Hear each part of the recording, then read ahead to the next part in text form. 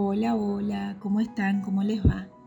Vamos a continuar leyendo el capítulo 2 que se llama Descifrar las señales del cuerpo. Las emociones tienen manifestaciones corporales. Aquellas que afectan negativamente a la salud son las que, al prolongarse en el tiempo o presentarse con gran intensidad, pueden tener un impacto perjudicial, como el aumento del ritmo cardíaco, la tensión muscular o cambios en la respiración. Dicho impacto físico también tiene un impacto mental. Por ejemplo, el estrés crónico puede llevar a problemas cardiovasculares, trastornos del sueño y un sistema inmunológico debilitado. La ansiedad y la depresión persistentes pueden causar dolores de cabeza, problemas digestivos y una sensación constante de fatiga. Además, las emociones intensas pueden desencadenar respuestas fisiológicas agudas, como ataques de pánico o hipertensión, que también comprometen la salud.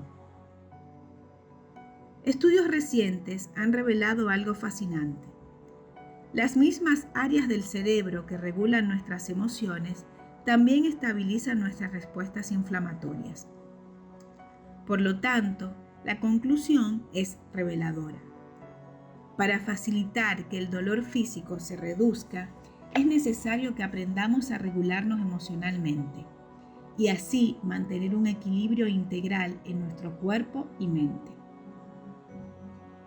La regulación emocional es la capacidad de manejar y gestionar nuestras emociones de manera efectiva. No solo significa reconocer y entender lo que sentimos, sino también responder adecuadamente tanto a nuestras propias emociones como a las de los demás. Aunque suena sencillo, en la práctica a menudo resulta un desafío. Cuando no hay regulación emocional, las emociones reprimidas dejan una huella significativa en nuestro cuerpo, que afecta tanto a nuestra salud mental como a nuestra salud física. La neurociencia ha demostrado que nuestras emociones, especialmente aquellas no gestionadas adecuadamente, pueden manifestarse en el cuerpo en forma de tensiones musculares, dolores de cabeza y otros problemas somáticos. Este fenómeno se debe a que las emociones no expresadas buscan otras vías para canalizarse, a menudo de maneras que son menos funcionales para nosotros. Las personas que viven con dolor, inflamación y síntomas que se manifiestan con frecuencia sin previo aviso, viven en una situación de alerta constante. La indefensión forma parte de su experiencia emocional. Por lo tanto, lo primero que necesitan es encontrar una base segura que las ayude a estabilizarse. Mario y la incredulidad ante el dolor. Los síntomas tienen significado, aquel que tan solo reconoceremos cuando estemos en conexión con el cuerpo. De no ser así, es probable que entremos en distrés por la preocupación de no entender lo que nos ocurre. Este es el caso de Mario, un hombre de 43 años que acude a consulta de psicoterapia en estado de desesperación para descubrir y tratar aquello que provoca el dolor físico que sufre y que, según su médico, solo está en su cabeza. Cuando se presenta, dice estar confuso. No entiende que tiene que ver con su dolor estar en una consulta de psicología. No le encuentra sentido. Le digo que por favor me cuente para que me haga una idea acerca de lo que le sucede, y este es su relato. Dice: tengo un dolor en el costado. Un día me levanté por la mañana y noté que me dolía esa zona, específicamente la parte superior derecha del abdomen. Al principio no le di importancia porque lo achaqué a una mala postura durmiendo, ya que no había nada más que hubiese pasado para que ese dolor estuviese presente. Fueron pasando los días y el dolor continuaba y se intensificaba. No soy hipocondríaco. Bueno, no lo era. Ahora creo que ya he desarrollado este trastorno o como lo llaméis los psicólogos.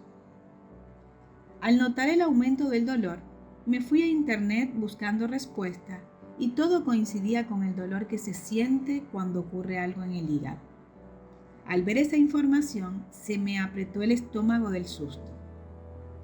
De ser una persona que no ha conectado con la idea de las enfermedades nunca en la vida, a partir de ese momento comenzó una tortura de pensamientos acerca de todo lo terrible que podía padecer, que podía ser quizás un tumor o cáncer.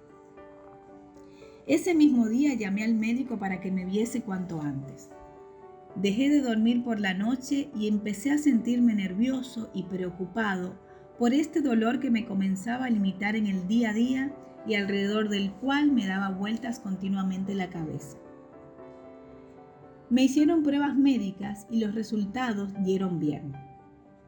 Mi sorpresa fue monumental. No tenía nada. Pero entonces, ¿de dónde venía ese dolor? La respuesta del médico fue clara, aludiendo a que no había nada a nivel orgánico que explicase lo que yo describía que sentía en el abdomen. Al parecer, los síntomas podrían coincidir con algo en el hígado, pero el órgano estaba bien. Me recetó relajantes musculares que me dejaban dormido, pero que no me quitaban el dolor. Pedí cita con otro especialista. Más pruebas y los mismos resultados. Todo estaba bien. Sin embargo, este otro médico añadió algo que me enfadó todavía más. Ese dolor está en tu cabeza. Disculpa que hable así, pero mi respuesta fue desde el enfado y la frustración. ¿Pero qué coño va a estar en mi cabeza? ¿No tengo otra cosa yo más que hacer que inventarme dolores creyendo que tengo cáncer para joderme la vida? Nada contento con esta segunda consulta, pedí una tercera opinión que me dio los mismos resultados. Nada orgánico. En esta ocasión ya me mandaron al psicólogo directamente y al psiquiatra para que tomase medicación. No daba crédito. No es que buscase que me diesen mal las pruebas, porque eso hablaría de locura total, sino que busco respuestas a mi puto dolor que cada vez siento más y además se complica con dificultades a la hora de dormir por la preocupación que tengo y mi cambio de carácter, que cada vez es más obvio para la gente que me rodea. Le pregunto, ¿cuándo empezó el dolor? Mario, hace 1 año más o menos. Un día me levanté, apareció y ahí sigue. Pregunto, ¿qué estaba pasando en esa época de su vida? Mario, justo ahí nada, pero unos 6 meses antes me echaron del trabajo. Unos compañeros, por envidia, creemos que fue, me hicieron una encerrona. Me acusaron a mí, no me creyeron y me despidieron. Pregunto, ¿y cómo fue para ti ese momento? Mario, era todo súper injusto, pero no les di el placer de verme mal. Me fui como me dijeron y mi orgullo me ayudó a salir adelante. Pregunto, ¿y cómo gestionaste la injusticia y supongo que la rabia de todo lo que te hicieron y el trato recibido? Mario, lo gestioné tirando para adelante y simplemente desapareció. Pregunto, ¿realmente crees que desapareció? Mario, sí. ¿Estás pensando que el dolor que siento puede estar relacionado con eso? Pregunto, así es. Lo que describes es una situación muy complicada en la que tus compañeros te engañan y debido a eso pierdes el trabajo. Imagino que a nivel emocional ha tenido que ser muy duro, pero tú no te has permitido sacar nada, lo cual me hace pensar que sigue en tu cuerpo a la espera de ser aliviado. El problema aparece cuando pasa el tiempo y no prestamos atención a cómo nos sentimos, porque nuestra cabeza nos guía sin tener el cuerpo en línea. Ahí es cuando todo lo no procesado adecuadamente empieza a afectar. El cuerpo tiende a la curación, busca la manera de sacar aquello que molesta, lastima e interrumpe el equilibrio interno. Esto le expliqué. Mario, ¿lo que me intentas decir es que todo está en mi cabeza, confirmando lo que me dicen los médicos? Le contesto. Lo que intento decir es que todo está en tu cuerpo y tu cabeza bloquea que salga. Déjame que te diga algo que te va a parecer curioso y quizá pueda ayudarte a enlazar y a encontrar tus propias respuestas. Desde la psicosomática, si el dolor que tú tienes viene del hígado, siendo un órgano como es muy sensible a las emociones, ¿sabes cuál es la emoción que se asocia con él? La rabia. Un desequilibrio en el hígado puede ser un indicador de un desequilibrio emocional que, si no se atiende cuando aparecen las primeras señales, pueden llegar a dañar el órgano. Cuando en el hígado hay energía bloqueada, se pueden generar estados depresivos que se acompañan con crisis de irritabilidad y de mal humor. ¿Te puede sonar familiar esto que te digo?, le pregunté. Mario, ¿en serio me estás diciendo que este dolor puede venir de lo que me hicieron? Le respondo. Sí, las experiencias duras de vida que no se procesan pueden convertirse en síntomas de enfermedad si no le damos salida. Mario, o sea, que si esto es como me dices, lo que tengo que hacer es enfrentarme a toda la situación de lo que me hicieron. Respondo, sí, así lo creo. Sería un paso muy importante que puedas pensar en todo esto. Si examinamos con atención el transcurso de la vida, podemos comprobar que la incidencia de las afecciones psicosomáticas aumenta en épocas de cambio. Lo que se modifica externamente implica que nos replanteemos el equilibrio adquirido hasta ese momento y nos exige un reajuste para enfrentarnos a la pérdida. Esto precisamente es lo que le sucedió a Mario. El proceso de ser despedido de su trabajo y el modo en cómo ocurrió lo obligaron a un reajuste que no se permitió y su cuerpo se lo hizo saber, mostrando con claridad la expresión somática de lo que no se permitió liberar a nivel emocional. Emociones, sentimientos y estados de ánimo. Las emociones son la forma en la que las personas abordan las situaciones que consideran significativas. De acuerdo con la APA, la emoción se puede definir como un complejo patrón de reacción que involucra comportamientos y cambios fisiológicos. Tiene 3 componentes. La experiencia subjetiva, es decir, lo que se percibe desde la propia sensibilidad personal. La experiencia fisiológica, que se refleja y se siente en el cuerpo. Y la respuesta conductual o expresiva, que es lo que responde o a lo que se reacciona. Las emociones son el resultado de estímulos externos. Desde su presentación más sana y natural, las emociones tienen la característica de ser expresadas ya sea a través de gestos faciales, lenguaje corporal, tono de voz, palabras. Cuando una persona atraviesa una situación difícil, como que le detecten una enfermedad, siente emociones como el miedo y la tristeza por el dolor que le causa estar viviendo una situación impredecible, y esto es totalmente natural y sano. Los sentimientos surgen de una experiencia emocional. Son el resultado de una emoción y pueden estar influenciados por recuerdos y creencias. Es decir, son la forma en la que se interpretan las emociones. Siguiendo con el ejemplo de la persona que está atravesando una enfermedad, pueden sentir preocupación, un sentimiento negativo que surge de que tras haber hecho un análisis de la situación, concluye que puede experimentar consecuencias negativas para su futuro. Las emociones son reacciones psicofisiológicas que ocurren de manera espontánea y automática. En cambio, los sentimientos son la interpretación que hacemos de esas emociones y se pueden regular mediante nuestros pensamientos. Hago una pausita para tomar líquido.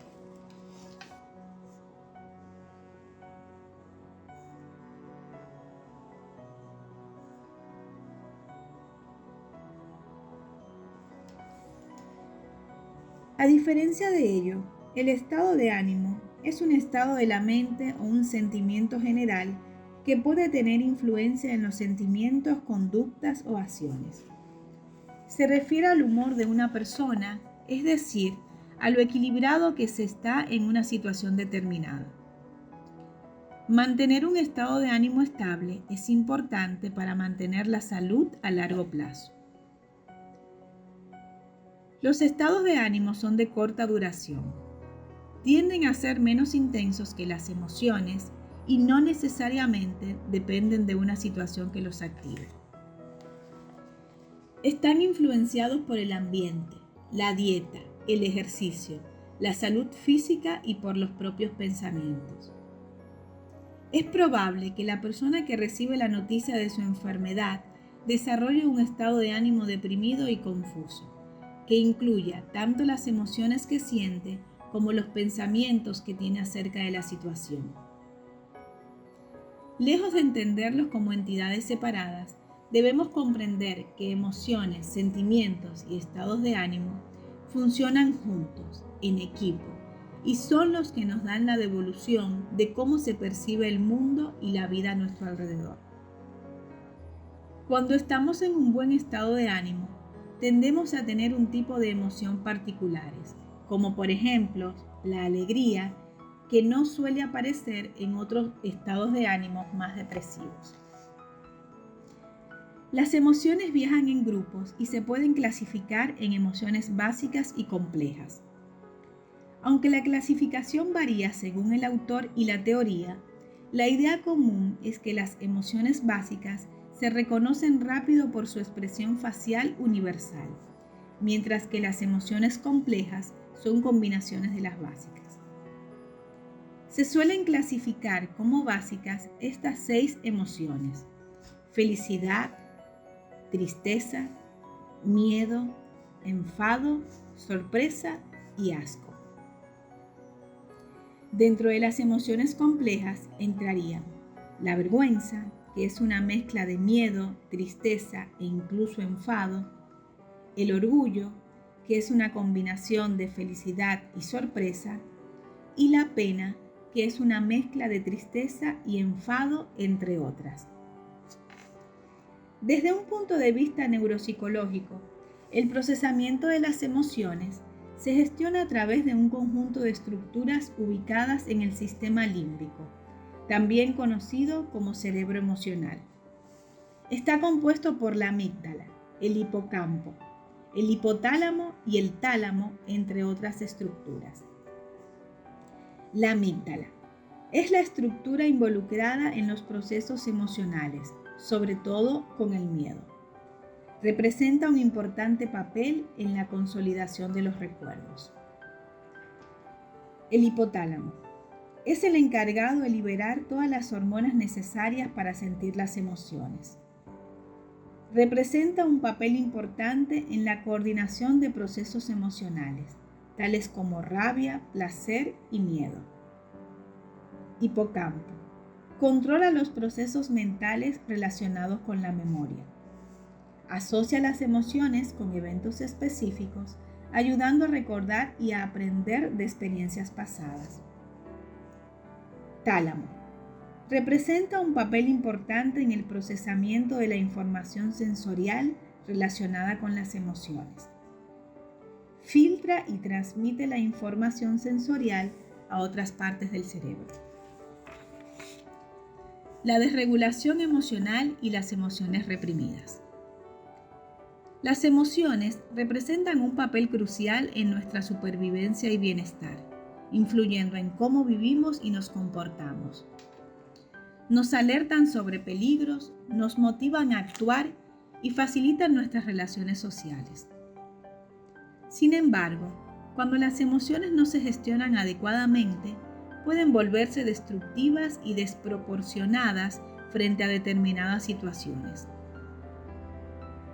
Carecer de habilidades emocionales para la autogestión puede llevar a problemas significativos. En situaciones de alta carga emocional, la incapacidad de procesar esta energía de manera constructiva podría resultar en conductas irracionales, explosivas o en una respuesta de hipoactivación, donde la persona se paraliza emocionalmente. Por ejemplo, alguien que no puede manejar su ira, tal vez estalle en gritos o incluso en violencia física. Por otro lado, una persona que evita enfrentar sus emociones puede volverse apática o desconectada, incapaz de sentir de forma adecuada. Estos ejemplos ilustran lo que entendemos por desregulación emocional, que ocurre cuando una persona no puede controlar cómo siente o expresa sus emociones. Se manifiesta de dos formas: la expresión excesiva, que corresponde al ejemplo de la ira descontrolada, o la supresión emocional, en la que la persona evita sentir emociones porque las encuentra abrumadoras o peligrosas. Cuando no permitimos la expresión emocional, el cuerpo se expresa por nosotros, a menudo a través de síntomas desagradables. Debemos tener en cuenta que la forma natural de expresión de las emociones es aquella que muestra signos reconocibles. Cuando alguien se ríe, esboza una sonrisa en la boca. Cuando alguien se enfada, se le frunce el ceño, y cuando alguien está triste, llora. Las lágrimas, por ejemplo, son una expresión somática de una emoción intensa, entre paréntesis, ya sea la tristeza, la felicidad o la rabia. Ayudan a liberar y proporcionan una sensación de alivio. Las lágrimas actúan como un lubrificante natural para nuestro organismo. Si no lloramos, nos oxidamos. Noé y el llanto. Noé creció con una madre que reaccionaba con violencia, le pegaba bofetadas cuando lloraba y era imprevisible. Decía que era una llorica y que así no iba a ningún sitio, que con disciplina entendida a través de las bofetadas aprendería a llorar por algo. Noé nunca entendió esta frase porque no sabía qué significaba llorar por algo, si ella ya tenía una razón para llorar, solo que su madre no la entendía. Aprendió que llorar era algo malo y hasta peligroso, porque su madre era bruta con ella por mostrarse vulnerable y que eso solo le traía problemas. Cuando lo hacía, en lugar de sentirse mejor, se sentía mucho peor. Así que aprendió a callarse y a no mostrar, a esconder sus emociones y a desarrollar un yo escondido, que contenía la creencia de no me puedo mostrar porque cuando lo hice me lastimaron. Cuando se hizo adulta y su madre, a la que tuvo que cuidar durante una larga enfermedad, falleció, no pudo llorar su muerte. Apareció un gran conflicto interno, lleno de culpa, por no poder elaborar el duelo de una manera natural. No era consciente de que su interior había aprendido también la lección. No puedes llorar porque es peligroso.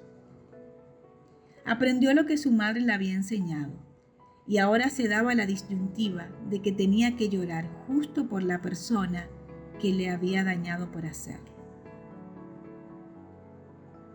El conflicto emocional se manifestó físicamente en forma de una inmovilidad en el cuello que le impedía moverlo y le causaba un dolor paralizante. Sin una causa física aparente, el cuadro clínico se diagnosticó como psicógeno, es decir, de origen psicológico y emocional. Al iniciar el tratamiento, uno de los síntomas que describía era una sensación física que precedía al dolor. Sentía como si su cabeza estuviera llena de agua, una presión que solo disminuía cuando se concentraba y relajaba. En esos momentos, experimentaba una sensación de llorar internamente, lo que aliviaba su dolor. De forma gradual, comprendió que solo podía llorar por dentro debido a que se le había arrebatado el derecho a sentir y a expresarse libremente, y también que había aprendido a impedir su propia regulación emocional. Para ayudarla a entender por qué, a pesar de querer llorar, no podía hacerlo y su cuerpo estaba bloqueado y en conflicto, primero tuvimos que interpretar su dolor de cuello y la curiosa sensación de agua en la cabeza, que solo se aliviaba llorando por dentro. Exploramos dónde había aprendido a llorar internamente en lugar de externamente. Una vez que comprendió lo que había guardado durante tantos años y el daño que le había causado, pudo enfrentar un reto mayor: aprender a dejar salir las lágrimas externamente, sin juicios ni miedo, y sintiéndose capaz de hacerlo sin temor a repercusiones. Los recuerdos dolorosos que emergían eran archivos históricos de su vida, que seguía sintiendo como presentes, pero que ya no estaban aquí y ahora, sino que pertenecían al pasado. A pesar del tiempo transcurrido, una parte de ella seguía en alerta, temiendo que algo malo podría pasar si se mostraba vulnerable. Algo dentro de ella había grabado a fuego la idea de que llorar es peligroso. Las emociones pueden permanecer en silencio, días, meses e incluso años, sin mostrarse ni manifestarse, hasta que tarde o temprano encuentran su propia ruta para salir. Pueden expresarse de manera adaptativa, mediante las lágrimas que liberan emociones como la frustración, la pena, la rabia y la culpa. O en su forma menos adaptativa, a través de la enfermedad en sus diferentes presentaciones y síntomas. Este proceso, que parece tan sencillo, no siempre lo es. Como en el caso de Noé, hay personas que no pueden o no saben llorar. Además, las emociones representan un papel crucial en la formación y la intensidad de nuestros recuerdos. Los eventos cargados emocionalmente, sean positivos o negativos, tienden a grabarse más firmemente en nuestra memoria. Esto se debe a que la emoción asociada con el evento aumenta la saliencia y la importancia del recuerdo. Por ejemplo, es más probable que recordemos con detalle eventos significativos de nuestra vida, como el nacimiento de un hijo o el día de la graduación, debido a la intensa carga emocional que estos eventos conllevan. También sucedió así en el caso de Noé, que recordaba las bofetadas de su madre cada vez que lloraba. Expresarnos libremente es uno de los derechos que no deberían ser arrebatados. Todos los niños se merecen poder sentir sin que se les juzgue o reproche. Cuando somos validados en nuestras emociones, nos regalan ser nosotros mismos. Nos dan la libertad para ser y sentirnos, para aprender a regularnos, entendernos y comprender el mundo que nos rodea. Cuando no aprendemos a sentirnos, aparece la compensación. Buscamos estrategias que ayuden a evitar aquello que puede parecer extraño internamente porque no se reconoce. A partir de ahí, se multiplican las defensas para evitar conectar con las emociones. Aquello que se siente, pero que puede asustar por no saber gestionarlo o que es intenso y puede abrumar. Las personas llegan a tomar distancia del cuerpo para no entrar en contacto con todo lo que ocurre en él, en un intento de escapar de toda la experiencia interna emocional que se acaba volviendo inaccesible. La infancia como etapa clave en el desarrollo emocional. La vida es el comienzo. Aprender a vivirla es lo que da sentido. Tanto dentro, en nuestro interior, como fuera, en el exterior. Aprendemos a sentir y a sentirnos a través de nuestras figuras de apego. Aquellas personas que nos cuidan en nuestra infancia y con las que aprendemos a relacionarnos. Pueden ser nuestra madre, nuestro padre, nuestros abuelos, otros miembros de la familia o cuidadores. Más adelante profundizaremos sobre el apego, pero para poder comprender cómo funcionan las emociones, se hace importante introducirlo aquí. Cuando las figuras de apego validan nuestras emociones, es decir, aprueban cómo nos sentimos en diferentes situaciones, es cuando la experiencia emocional se siente propia, válida y se aprende a confirmar que lo que sentimos es nuestro y es verdadero. Un ejemplo que muestra esto es cuando un niño llega a casa del colegio llorando porque lo han llamado tonto y le duele que lo hayan tratado tan mal. La madre lo reconforta y le hace saber que no es justo que le hayan dicho algo tan feo y que es natural que se sienta mal cuando le hablan de esa manera porque no se lo merece. Le dice que está bien tal y como es y lo abraza con cariño.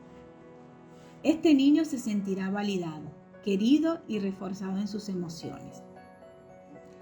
Al crecer con figuras de apego que lo validan en sus emociones, se convertirá en un adulto emocionalmente saludable. Reconocerá sus emociones como válidas y sabrá reconocer las de los demás, y entenderá las funciones mentales de los otros, de la misma forma que a él lo han entendido. Sin embargo, ¿qué ocurre cuando las figuras de apego no validan las emociones, las ignoran o las niegan, las minimizan o directamente las rechazan? Sucederá que el niño hará lo mismo consigo mismo. Imaginémonos al niño que llega a casa llorando porque lo han llamado tonto en el colegio. En esta ocasión, la madre es diferente, no sabe validar. Cuando en medio de las lágrimas, este niño le cuenta que lo han insultado en el colegio, la madre da una respuesta muy distinta desde su propia falta de conexión emocional. No valida y por el contrario, le responde que es normal que lo hayan llamado tonto en el colegio si llora por algo así. Ante esta respuesta, es probable que el niño se muestre confuso y reaccione de diferentes maneras. Más triste, avergonzado o con miedo a que su madre se enfade o lo deje de querer. En la infancia se busca cariño y aceptación. Muchas de las dificultades que se tienen de adulto provienen precisamente de las carencias a esos niveles, de no haberse sentido querido y aceptado. El niño incomprendido se convertirá en un adulto que inhibirá o reprimirá sus emociones o se enfadará en lugar de ponerse triste porque quizá en su familia sí esté permitido el enfado, pero no la tristeza. La experiencia emocional de esta persona será de ausencia de regulación con reacciones en lugar de respuestas o hipercontrolado, haciendo que se inhiban o repriman las emociones para evitar sentirse expuesto y vulnerable. Cuando en la infancia hay aspectos que se sienten no aceptados o rechazados, estos se ocultan en la sombra, donde no se ven para evitar sentirse expuesto y rechazado. Son aspectos genuinos que quedan sin desarrollar y de los que las personas no es consciente. Son aquellos que se muestran en la proyección que se pone tiempo después en los demás. Cuando hay características en otras personas que molestan en exceso o se rechazan, estas pueden hablar de esos aspectos en la propia sombra, que no se muestran, pero que se mantienen en el tiempo, rechazándolas en los demás como fueron rechazados en la propia persona. A medida que vamos estructurando y entendiendo cómo aprendemos a sentir, empieza el viaje que nos lleva de la cabeza al cuerpo. El cuerpo es el testigo silencioso de todas nuestras vivencias, el que más sufre lo que nos dicen, lo que nos hacen, lo que nos rechazan, lo que nos humillan, lo que nos agreden. Es capaz de tolerar situaciones complicadas sin mostrarse, remontando.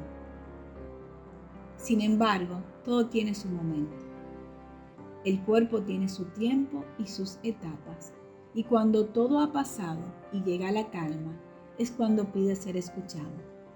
Solicita poder soltar todo lo acumulado para llegar al equilibrio para el que está programado y que necesita para mantenerse saludable.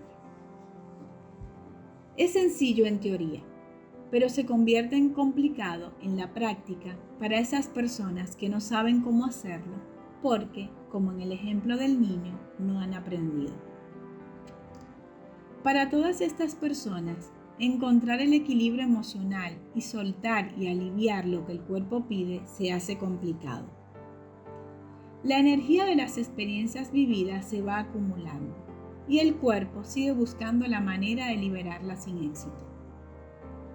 En estos casos, la persona necesita estrategias para conectar con el cuerpo, porque se hace tarea ardua soltar, pero más difícil se hace seguir hacia adelante sin saber cómo gestionar lo que no se entiende. Sin embargo, no es sencillo darle al cuerpo lo que pide cuando no se sabe interpretar sus mensajes y cuando darle lo que necesita consiste en la conexión con el dolor o el malestar. Para evitar conectar con el dolor, la persona busca todo tipo de estrategias y compensaciones, pero al final el cuerpo acaba por sacar todo lo encapsulado en forma de síntomas. Estos pueden incluir ansiedad constante, tensión, represión de sentimientos, ira que desgasta internamente, estrés, aumento de cortisol y tristeza que agotan al sistema inmune. Vistas las consecuencias negativas que puede acarrear intentar aparcar lo que sentimos, es crucial que atendamos a nuestras emociones y a la respuesta de nuestro cuerpo. Entender y gestionar las emociones reprimidas es un paso clave hacia la sanación y nos permitirá liberar las tensiones acumuladas en el cuerpo y mejorar nuestra salud mental y física. El desplazamiento hacia el síntoma. Se conceptualiza como el proceso mediante el cual las representaciones de lo que sentimos y pensamos se exteriorizan como síntomas. En la historia de Noé, el desplazamiento se produce cuando siente dolor en el cuello. Este desplazamiento se fundamenta en la inhibición y represión como mecanismo de defensa psicológica. Las emociones, pensamientos, deseos o experiencias inaceptables para la persona son excluidos de la conciencia, es decir, son desplazados hacia otro lugar. La persona los bloquea y reprime sin dejar que se muestren. Este mecanismo de defensa representa un papel crucial en el proceso del desplazamiento del síntoma, ya que inhibe la expresión de lo que se siente y por ende contribuye a la formación de síntomas. Lo sentido y reprimido es sustituido por síntomas somáticos. Sin embargo, es crucial diferenciar que no siempre aquello que se reprime resulta en síntomas, ya que también puede tomar la forma de olvidos, lapsus o sueños, los cuales no son necesariamente patológicos. La diferencia esencial es que el síntoma está conectado con el contenido reprimido, que busca expresarse de otra manera. En otras palabras, el síntoma es una manifestación indirecta de un deseo del que no somos conscientes, de aquello que asusta o se teme contactar o lidiar, y que ha sido inhibido y se mantiene en la sombra. Paradójicamente, la expresión de aquello que se reprime emerge para hacerse consciente a través del síntoma. Por lo tanto, el síntoma lleva en sí una carga muy significativa, que va mucho más allá de su aparente simple manifestación superficial. El síntoma puede ser una pista hacia el conflicto interno no resuelto y materializa la relación entre aquello que se necesita expresar y la tendencia interna a no dejarlo salir. El síntoma como mensajero. Los síntomas no son solo trastornos o manifestaciones de nuestro malestar psicológico. Son también portadores de un significado más profundo, estrechamente relacionado con los conflictos internos de la persona. De este modo, su interpretación revela lo no expresado. Son como mensajes cifrados que tienen su propio código secreto, con su propia contraseña específica. Y claro está, no siempre es sencillo adivinar contraseñas. Comprender nuestros síntomas ayuda a evitar que se intensifiquen conflictos internos y entren en dificultad dos tendencias. Por un lado, nuestro miedo a expresar y su asociado malestar somático, y por otro, nuestra voluntad de saber del síntoma, de querer entendernos.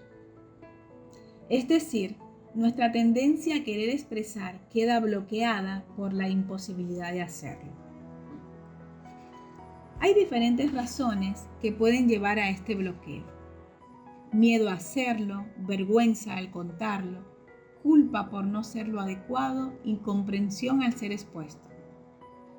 El riesgo de no expresar las emociones como consecuencia de este bloqueo implica seguir reteniendo la energía no liberada de las emociones que no fueron expresadas, que permanece como una carga, constantemente transformándose para intentar salir. Leer nuestros síntomas somáticos significa entender que hay energía retenida en forma de dolor o malestar, como consecuencia de un bloqueo ignorado o soportado.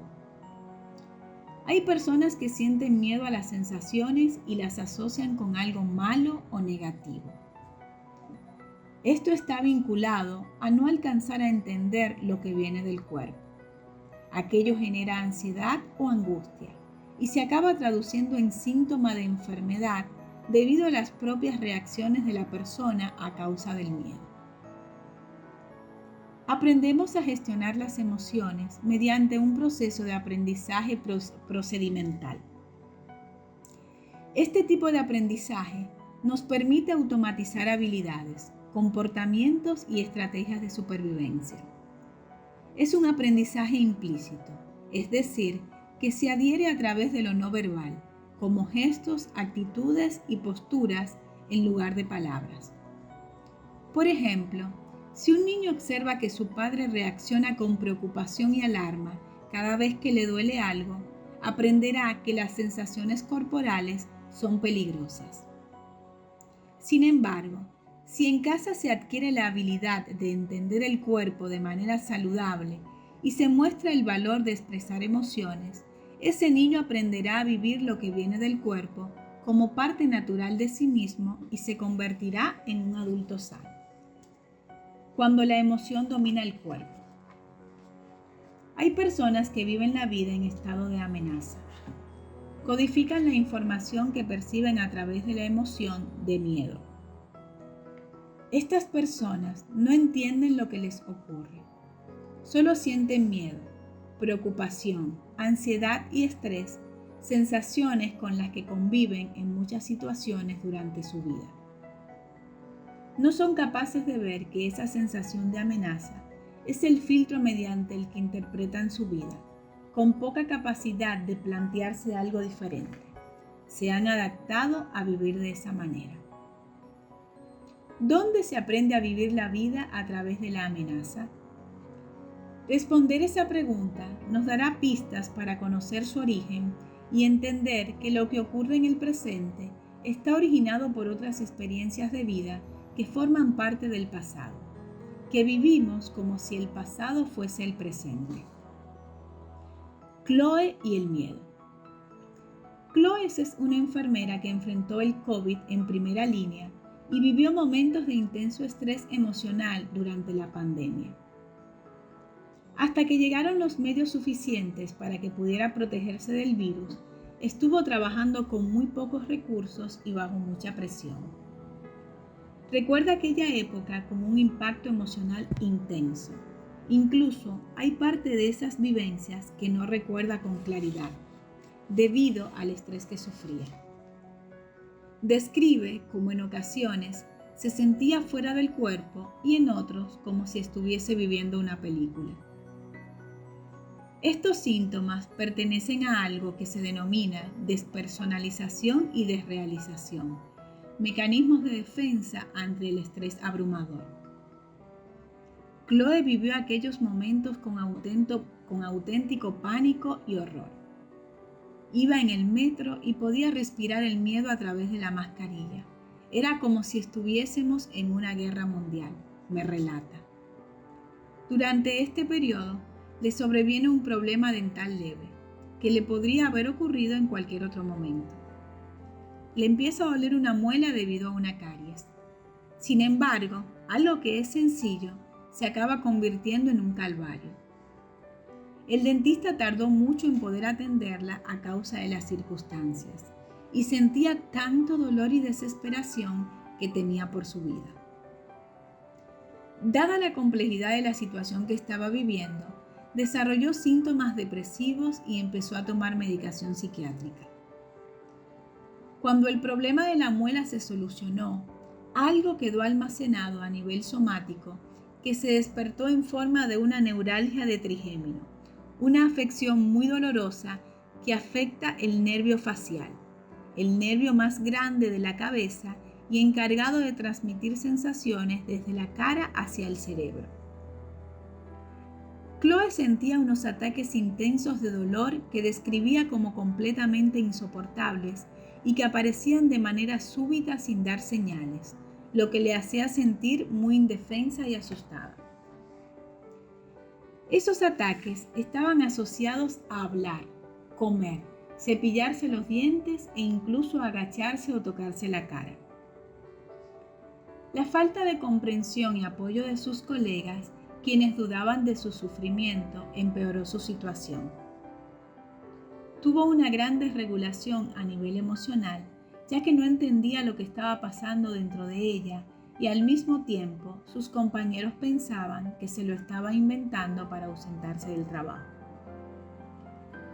Esta falta de confianza fue la gota que colmó el vaso y la llevó a pedir la baja laboral porque el dolor que sentía hacía insostenible que pudiera trabajar.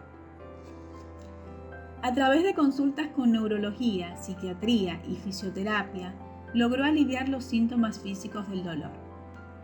Sin embargo, fue en la psicoterapia donde empezó a entender y procesar emocionalmente lo que había vivido.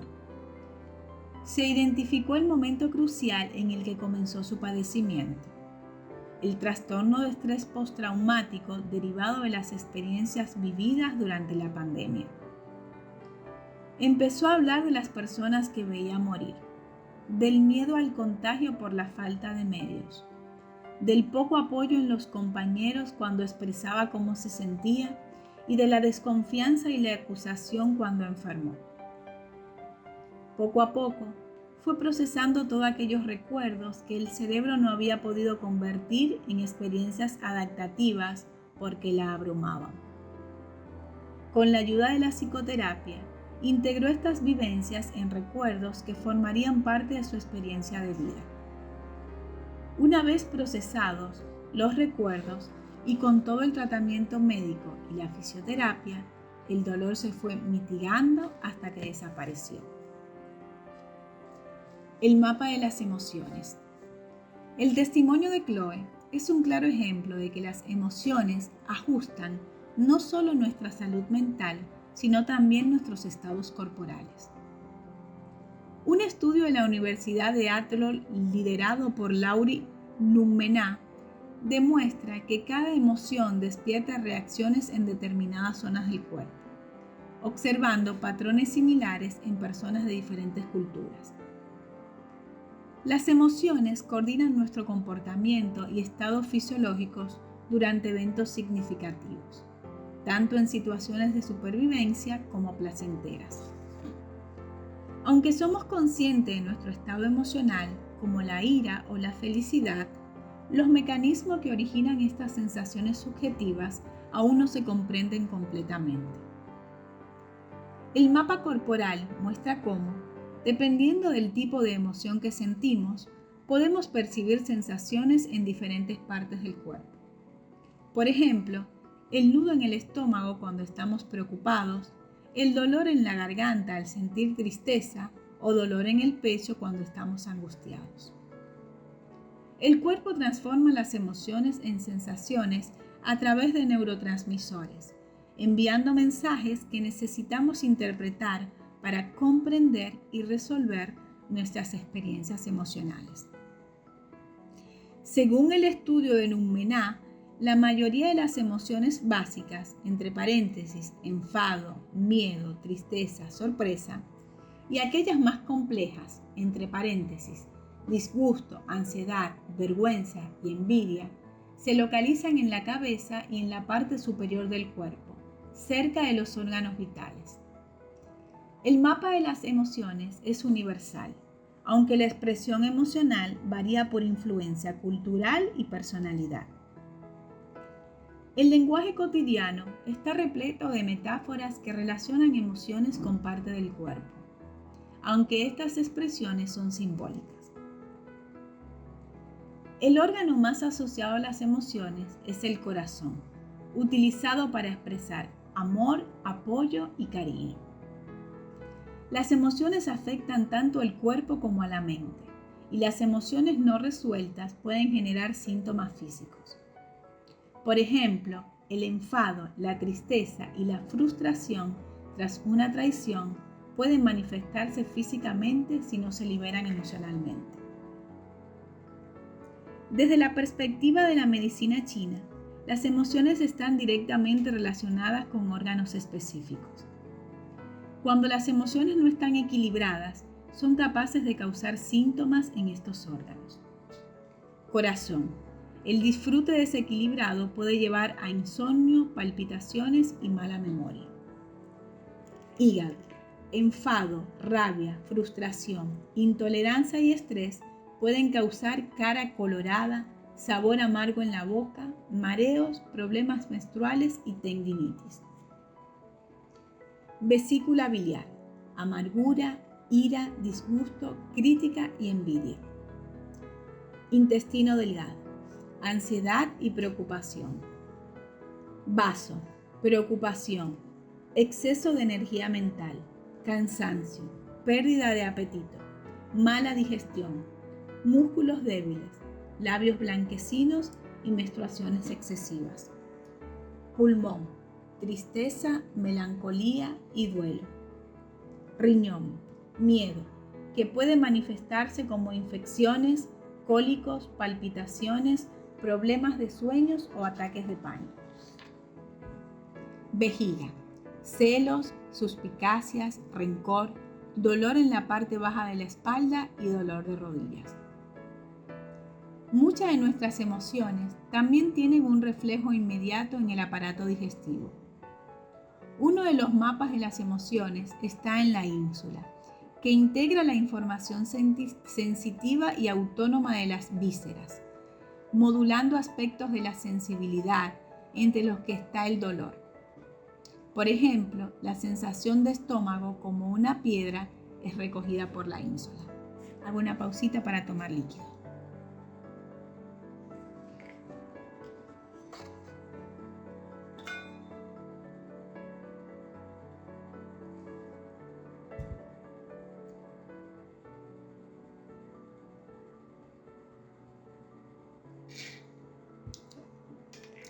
La desconexión del cuerpo. Como ya he avanzado, es muy habitual la desconexión de nuestro cuerpo. Cuando estamos desconectados, perdemos toda la sabiduría que llega de él y con la que no logramos conectar porque ni siquiera sabemos que existe. Las señales que nos muestran esa falta de conexión con el cuerpo se ven reflejadas en conductas de no cuidado. Por ejemplo, tomar medicación sin control por dolor, sin revisar si puede perjudicar otra parte del cuerpo. Comer cualquier cosa sin atender la calidad de los alimentos y sus repercusiones. Consumir alcohol en exceso o drogas sin considerar el daño corporal. Y practicar deporte al límite, ignorando el daño físico. Hacer deporte es sano, pero llevar el cuerpo al límite no lo es. Cualquier actividad que genere distrés corporal no es beneficiosa. Esto no significa que debamos quedarnos quietos. La vida es movimiento, pero siempre respetando el cuerpo. Cuando estamos desconectados del cuerpo, no somos conscientes de él ni de sus necesidades. Sin conexión, no pensamos en él y lo hacemos sufrir. No somos conscientes de que el cuerpo tiene una memoria instintiva de lo primitivo. Se adapta por supervivencia, incluso a la ausencia de conexión. No debemos leer esta adaptación como algo positivo per se, ya que si cuidáramos al cuerpo, no haría falta que se adaptase. Un cuerpo desconectado no responde a los estímulos externos. Lo podemos ver en personas que no se abrigan lo suficiente, aunque haga frío, no porque toleren las bajas temperaturas, sino porque no las sienten. No me refiero a las personas que viven en lugares en los que la adaptación al medio les hace vivir el frío de manera diferente a una persona que vive en climas más cálidos. Me refiero a las personas que dicen no sentir frío estando desabrigadas en un lugar con bajas temperaturas. Son personas que se sorprenden tiempo después cuando desarrollan infecciones respiratorias, gripes o catarros. Otro ejemplo de desconexión lo muestran las personas que estando lesionadas siguen haciendo ejercicio sin prestar atención al dolor. Estos comportamientos de desconexión suelen ser inconscientes e implícitos y se aprenden desde lo que observamos o por imitación. Si crecemos en una familia en la que no se presta atención al cuerpo ni a lo que viene de él, lo habitual es que reproduzcamos lo mismo. Aprendemos la desconexión para protegernos del sufrimiento y la amenaza. Una persona que sufre emocionalmente de manera continua sobrevive separándose del cuerpo, evitando sentir y tomando una distancia de seguridad de él. Lo mismo ocurre con el dolor físico constante. Las personas desean conscientemente dejar de sentir el cuerpo por la amenaza siempre presente que perciben. Se activa el miedo a lo que siente en el cuerpo y al final esto se convierte en el enemigo, lo que conduce a luchar contra él. En este proceso se puede llegar a un grado de pérdida de perspectiva tan alto que hay quien incluso no siente el cuerpo como propio, sino como ajeno, algo que les tocó en suerte y que los daña como si viviesen con alguien que tiene la intención de lastimar. Una paciente, Ana, una vez me llamó y me dijo: "No puedo ir hoy a verte. Mi cuerpo se cayó y se puso a temblar. Tuve que estar durante un tiempo tranquilizándolo y ahora se me ha hecho tarde". La desconexión del cuerpo puede surgir por diversas circunstancias, como las descritas anteriormente. Eventos de vida significativos, especialmente traumas, pueden facilitar esta desconexión. El abuso emocional, el abuso de poder y el abuso sexual pueden generar sensaciones de asco y disgusto hacia el propio cuerpo, dificultando conectar con él y fomentando conductas inconscientes de maltrato corporal. En estos casos, la persona puede llegar a ver su cuerpo como culpable de lo vivido, convirtiéndose en una víctima de él. Esta visión distorsionada hace que la persona sea poco consciente de cómo revictimiza su cuerpo yendo contra él, ya que lo percibe como el que agrede. Conectar con el cuerpo implicaría revivir las sensaciones del abuso, por eso se alejan de él. Trastornos psicopatológicos como la anorexia muestran el ejemplo que refleja esta desconexión que primero se da en el cuerpo y se acaba extendiendo a la persona y más tarde a la vida en general. Conectar el lugar interno de control. Sin conexión con el cuerpo, el proceso se lleva a cabo en la cabeza. A través del control, la mente aporta la regulación y seguridad necesarias. Quienes se apoyan en la cabeza por desconexión con el cuerpo, se acomodan a vivir en el mundo de las ideas y transforman la información somática, la que viene del cuerpo, en pensamientos. Este fenómeno se observa en personas que expresan "no me para la cabeza", haciendo referencia al movimiento de pensamientos constantes. La mente se ocupa de reubicar las emociones cuando sentir no es una opción. Aunque podemos aprender a sobrevivir a través de esta opción, tanto la cabeza como el cuerpo se saturan. La mente, por tener que procesar tantas emociones convertidas en pensamientos, y el cuerpo, por no canalizar toda la energía que necesita. Como resultado, la persona siente sobrecarga, la hiperactividad mental, dificultad para dormir, y pueden aparecer dificultades para procesar la información, problemas de memoria y síntomas físicos. ¿Qué lleva a una persona a usar el control mental para regular sus emociones? Existe un concepto llamado lugar interno de control, generalmente localizado en el pecho. Este lugar interno refleja la calma y la satisfacción de nuestras necesidades. Aprendemos a activar este lugar cuando nuestros padres o cuidadores validan y reconocen nuestras emociones y acciones durante las diferentes etapas de la vida, especialmente en la infancia y la adolescencia. Cuando estos estados internos son reconocidos, se integran y la persona aprende a identificar y cubrir sus necesidades. Si este lugar interno de control no está disponible, la persona no es consciente de lo que necesita. ¿Qué hace que una persona pierda el contacto con este lugar interno y lo sustituya por un control mental? No se puede utilizar algo que no se sabe que existe.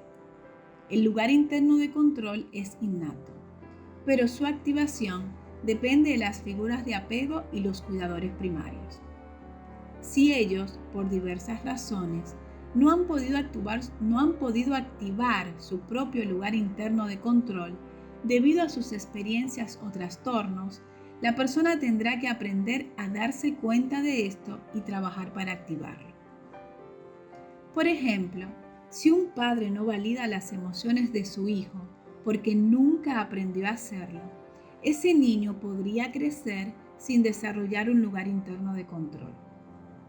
En cambio, podría recurrir al control mental para manejar sus emociones, lo cual es menos efectivo y saludable y contribuye a perder la salud. Volver al lugar interno de control y soltar el control mental es esencial para reconectar con uno mismo. Esto implica aprender a identificar nuestras necesidades físicas y emocionales y encontrar formas de satisfacerlas. Ela y la enfermedad de Crohn. Ela vivió media vida preocupada, anticipándose a las circunstancias para tener planes B por si las cosas no salían bien. Tenía problemas de sueño y regulaba las emociones poniendo la cabeza en proyectos diferentes que la mantenían ocupada. Súper efectiva en todo lo que se proponía, su vida se vio limitada por algo a lo que no había prestado demasiada atención. Sus intestinos hacía tiempo que le jugaban malas pasadas. Iba al baño cada vez con más frecuencia, lo que le provocaba situaciones sociales incómodas que cada vez le hacían aumentar más su anticipación. En lugar de plantearse que tal vez esa situación quería decir algo, entró en negación para protegerse, hasta que un día los síntomas se intensificaron y comenzó el dolor. Fue diagnosticada de enfermedad de Crohn.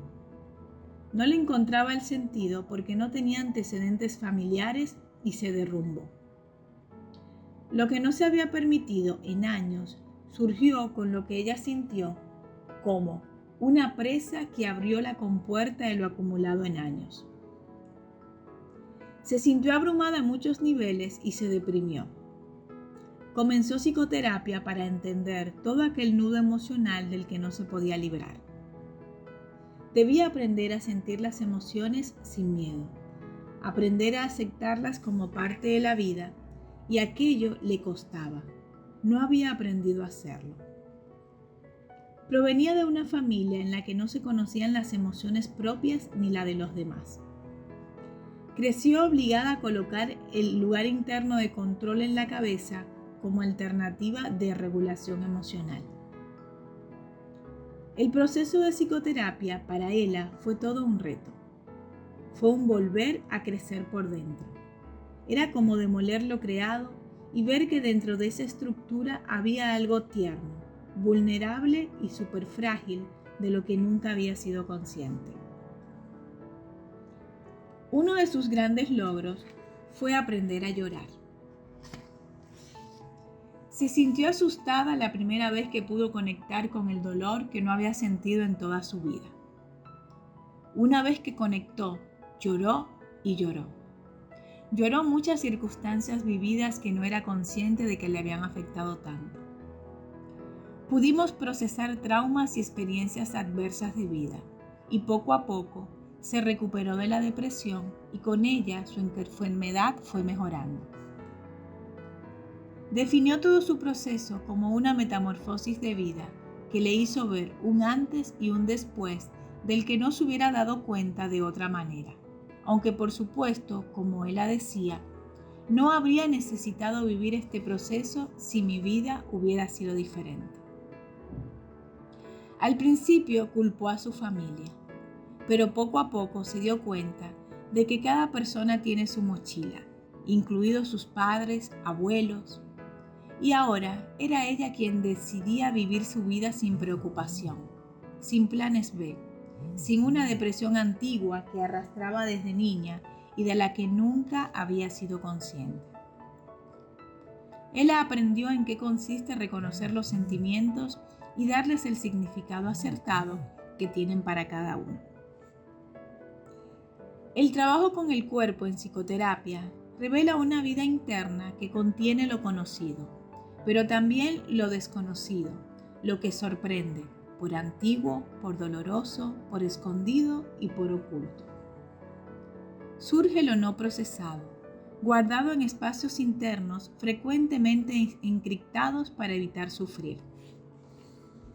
Se trata de espacios de información compuestos de imágenes, emociones, sensaciones, sonidos, que no molestan a nivel consciente, pero sí a uno más inconsciente, ya que son experiencias de vida no integradas que todavía perturban y se filtran en forma de síntomas somáticos.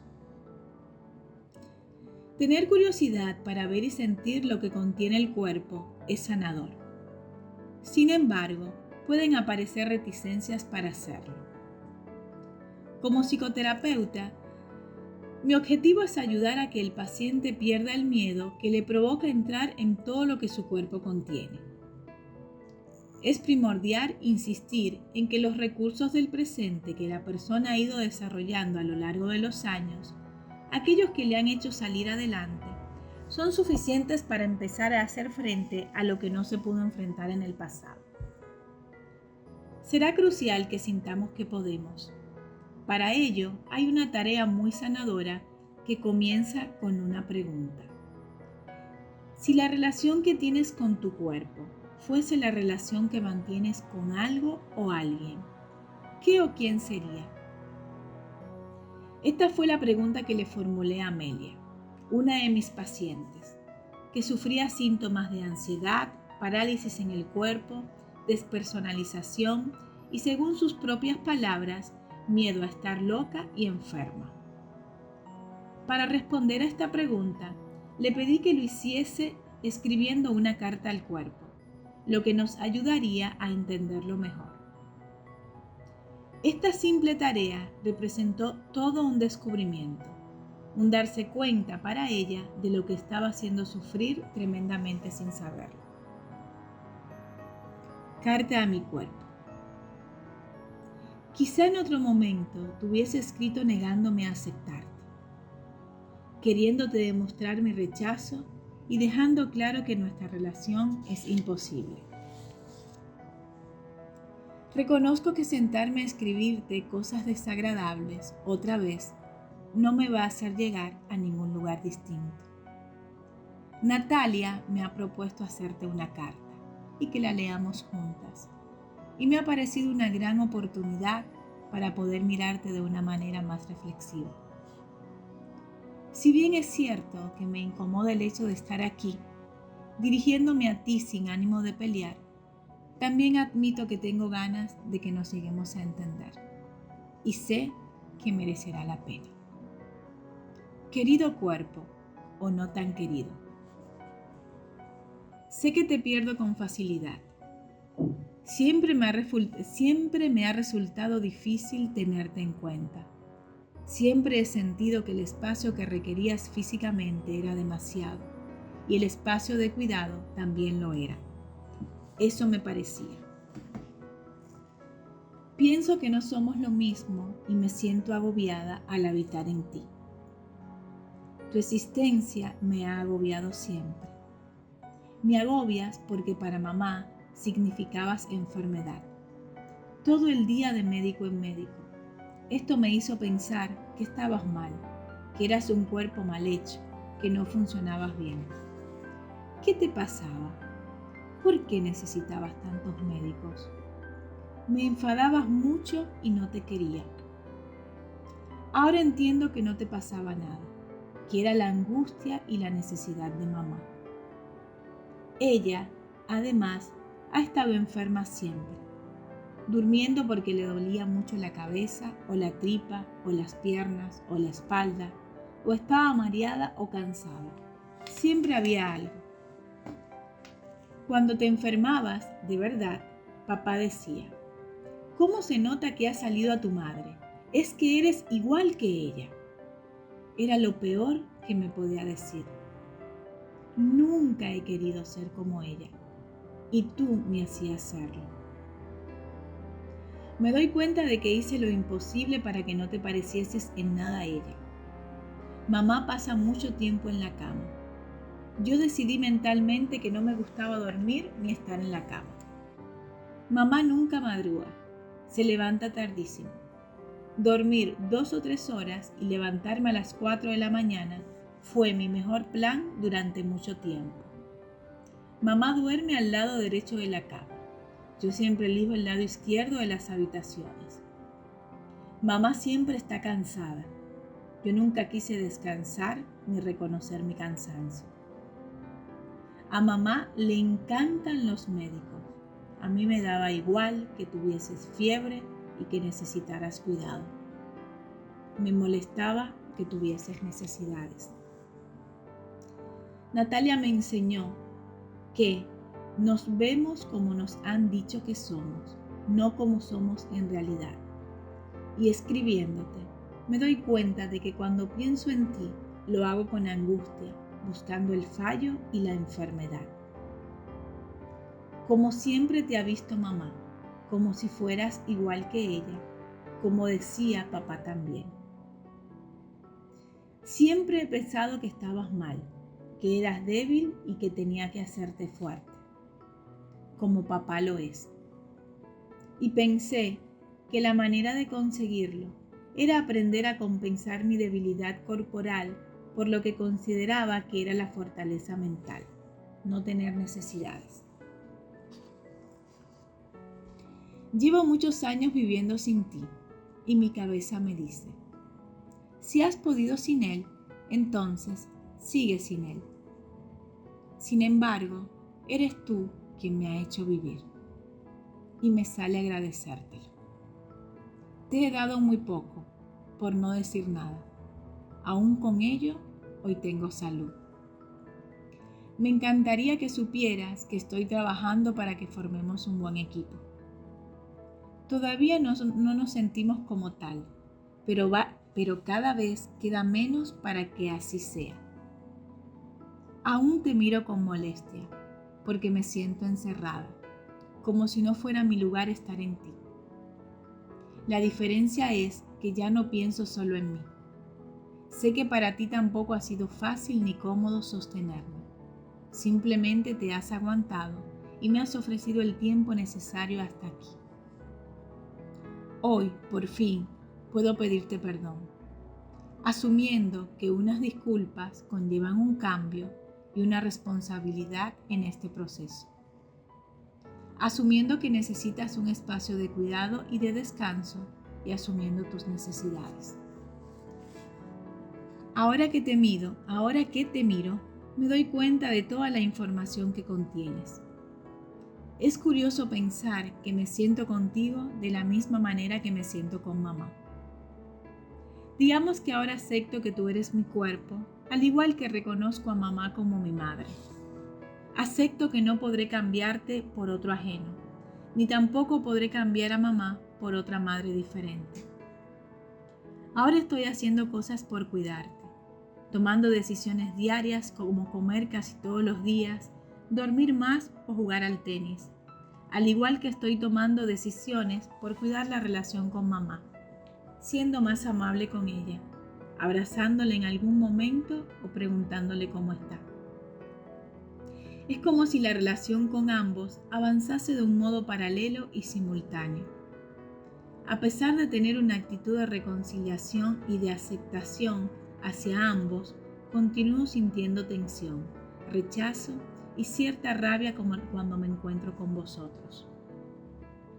Casi finalizando la carta, aprendo que muchas de las respuestas que necesito para avanzar las tienes tú y que sin ti no habría llegado a estas conclusiones. Es así, te necesito para avanzar. Estamos juntos en este proceso. Prometo escribirte pronto de nuevo para contarte avances y novedades. Avísame si necesitas algo.